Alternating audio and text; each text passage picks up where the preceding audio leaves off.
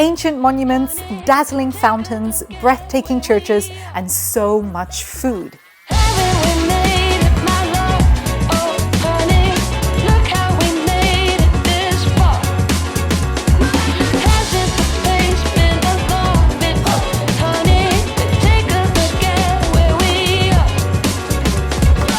Rome is a stunningly beautiful holiday destination, and we recommend staying at least a few days to properly soak up its history, culture, and cuisine. But what if you're short on time? Well, today we're going to attempt the near impossible. We're going to show you how to do Rome in a day, and we're going to do it almost entirely on foot. If you only have 24 hours in Rome, you're going to want to spend your time wisely. Keep watching to hear our step-by-step itinerary, which will ensure that you see all of Rome's highlights whilst having fun along the way. Before watching any further, check out the links in the description box for even more recommendations on navigating the Eternal City. Otherwise, let's get this day started. We recommend starting your day early with a visit to one of the 7 wonders of the world. You guessed it, the Coliseum. If this isn't the icon of Rome, then I don't know what is. And we are filming this in December, so a hot cup of coffee is mandatory. Rome's most famous amphitheater was once the place of bloody gladiatorial battles, gruesome executions, and terrifying fights between humans and wild animals. Did you know that the Coliseum could host around 50,000 to 80,000 spectators, and that an average of 400,000 people were killed over the 350 or so years during which it was used as a bloodbath? For the ultimate experience and to hear even more cool facts on the ancient arena, we recommend booking a guided tour of the Coliseum, which will also grant you entry to the Roman Forum and Palatine Hill, what used to be the political, religious, and social epicenter of ancient Rome. For more information on how to do this, check out our Guide to Rome video on the Coliseum.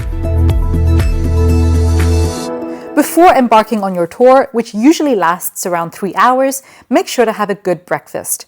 We recommend Caffè, Bar Ralicata, Antico Forno dei Serpenti, and this tourist info point / cafe, all of which are located within a 10-minute walk from the Coliseum. Next, we recommend walking along Via dei Fori Imperiali until you reach Piazza Venezia.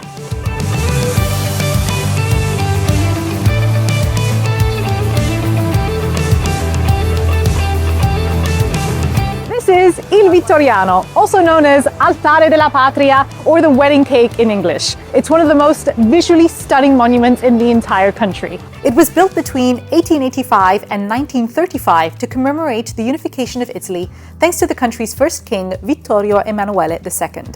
The monument houses a museum, the so-called Tomb of the Unknown Soldier with an eternal flame, and a panoramic rooftop terrace that can be accessed by an elevator, which offers breathtaking views of the city. Best of all, it's free admission. Just around the corner, you have the Capitoline Hill, one of the 7 hills on which Rome was founded. The piazza was designed by Michelangelo and overlooks the Roman Forum.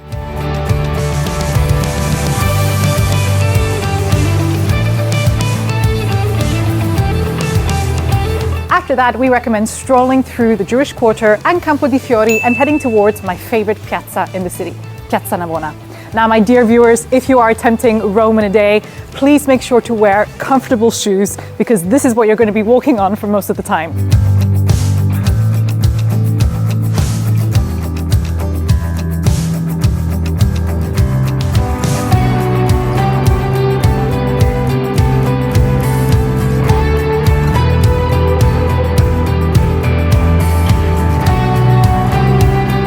For me, this piazza encapsulates the romance of the lifestyle here in Rome. It's the perfect place to take a breather and to do some people watching. For more information on the history of this square and to learn more about the intriguing sculptural fountains, check out our Guide to Rome video on Piazza Navona. After Piazza Navona, make your way over to the Pantheon. Now, if you were to ask me, Tatiana, if I could only see one historical site in Rome, what would it be? Can you see me, by the way? I'm over here. As hard as that question would be, I would probably say the Pantheon.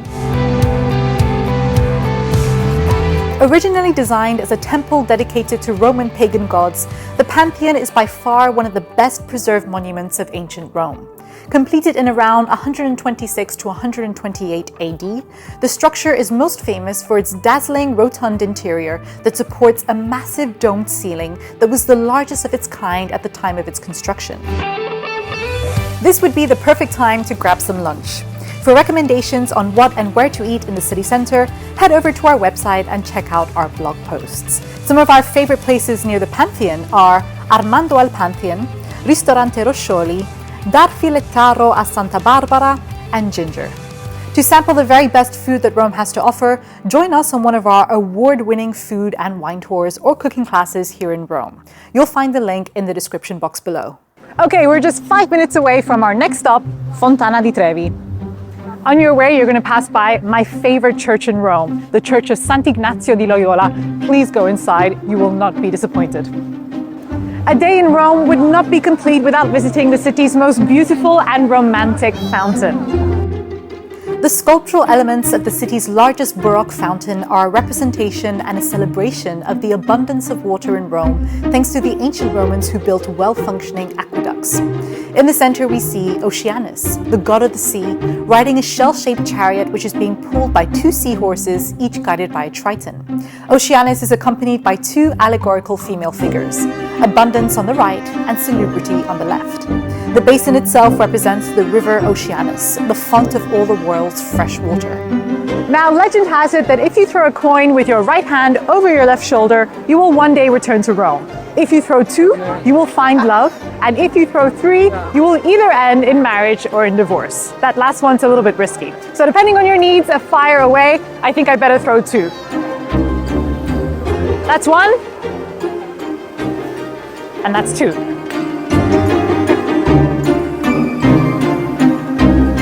Next on our itinerary are the picturesque Spanish Steps, located just 10 minutes from here on foot. Let's go.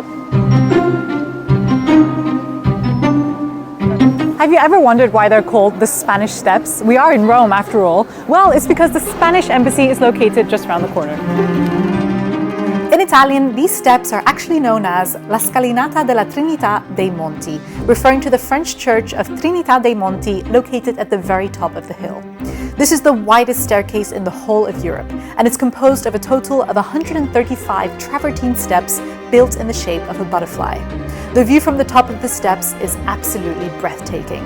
As well as basking in the beautiful views, there are so many things to do in this picturesque piazza.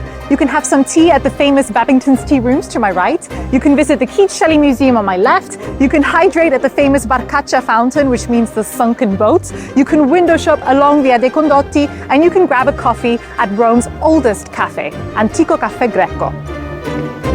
Next stop, Vatican City, and we are heading that way by metro. Here we are at our penultimate stop, St. Peter's. Now bear in mind that the Basilica closes at 7 p.m. during the summertime and 6 p.m. during the wintertime. So make sure to make it here on time and to factor in any queuing time. We definitely recommend visiting the inside of St. Peter's Basilica. The interior is breathtaking. Take your time soaking it all in. My favorite thing to see is the Pietà by Michelangelo.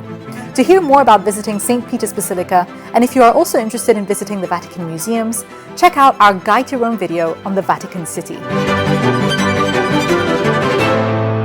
So we're on our way to catch either the 23 or the 280 bus, which is going to take us directly to our final destination, Trastevere. I think we'll make it. It's coming in about a minute or 2. Fingers crossed.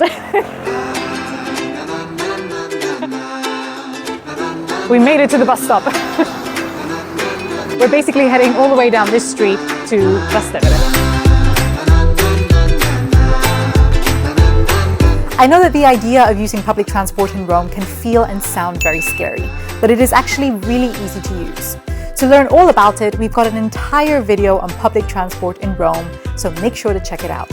So within 4 minutes, the bus was able to take us all the way from the Vatican City over to this neighborhood, Trastevere. Right now we're in Piazza Trilussa. We're going to head over to the city's main square, known as La Piazza di Santa Maria in Trastevere, to end our Rome in a day journey. I can't believe we did it. There is no better place to end the day than in the trendy neighborhood of Trastevere. Known for its buzzing nightlife and amazing local food, this is the perfect place to unwind and enjoy some good food after a long day of sightseeing. Check out our videos on the neighborhood of Trastevere to know exactly where to go for an awesome meal and an even better time. And there you have it, our step-by-step itinerary to making the most out of your day here in Rome. Let us know what you think of our proposed route in the comment section down below. And don't forget to like this video and to subscribe to our channel for even more content on the Eternal City. We look forward to seeing you soon here in Rome. But until then, arrivederci!